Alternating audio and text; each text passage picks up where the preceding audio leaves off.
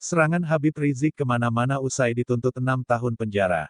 Habib Rizik Syihab, HRS, melancarkan serangan ke sejumlah pihak dalam pleidoinya.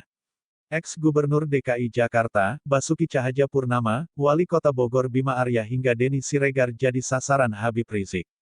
Serangan Habib Rizik ini tertuang pleidoinya atas tuntutan 6 tahun bui dari jaksa dalam perkara dugaan penyebaran hoaks terhadap hasil tes swab di RS UMI, Bogor. Ia membacakan sendiri pleidoinya di Pengadilan Negeri Jakarta Timur, Kamis, tanggal 10 Juni tahun 2021. Berikut tokoh-tokoh yang disebut Habib Rizik dalam pleidoinya. 1.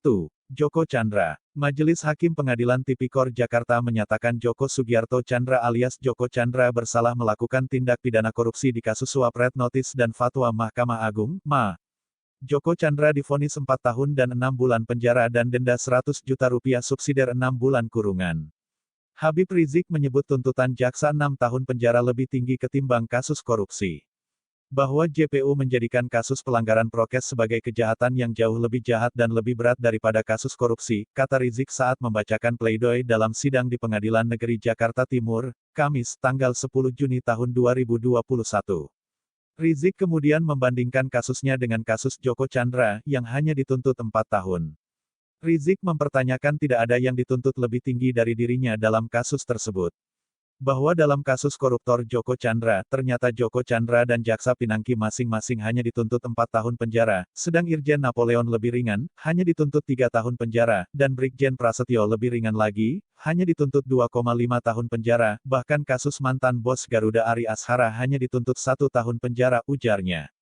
2. Ahok. Mantan Gubernur DKI Jakarta Basuki Cahayapurnama alias Ahok meluncurkan buku, Panggil Saya BTP, di Gedung Tempo, Palmerah, Jakarta Selatan, Senin, tanggal 17 Februari tahun 2020. Kasus Ahok tidak luput dari perhatian Rizik. Dia menilai jaksa menganggap kasus pelanggaran protokol kesehatan yang menjerat lebih berat ketimbang kasus Ahok dan penyiraman air keras terhadap Novel Baswedan. Selain itu, ternyata juga bagi JPU bahwa kasus pelanggaran protokol kesehatan bukan hanya kejahatan biasa, tapi kejahatan luar biasa, sehingga jauh lebih jahat dan lebih berat daripada kasus penistaan agama yang pernah dilakukan Ahok sehingga buat gaduh satu negeri, juga jauh lebih jahat dan lebih berat daripada kasus penyiraman air keras terhadap petugas negara dan penyidik KPK Novel Baswedan sehingga salah satu matanya buta permanen, kata dia.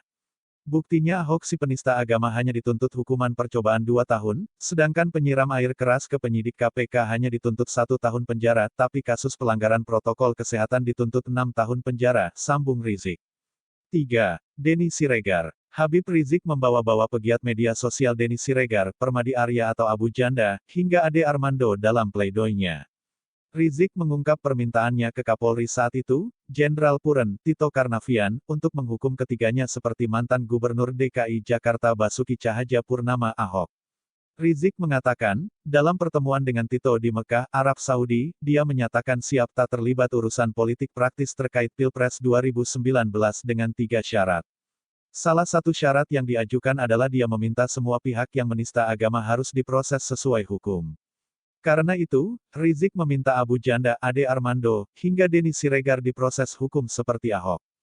Artinya siapapun yang menista, menodai agama apapun harus diproses hukum sesuai amanat UU anti penodaan agama yang tertuang dalam Perpres nomor 1 tahun 1965 dan KUHP pasal 156A.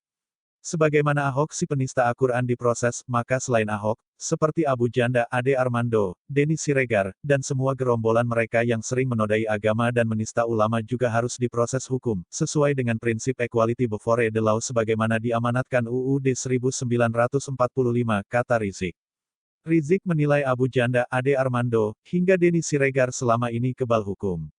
Tak seperti dirinya. Menurutnya, meski sudah berkali-kali dilaporkan, Denny Siregar dan kawan-kawan tak pernah diproses dan ditangkap.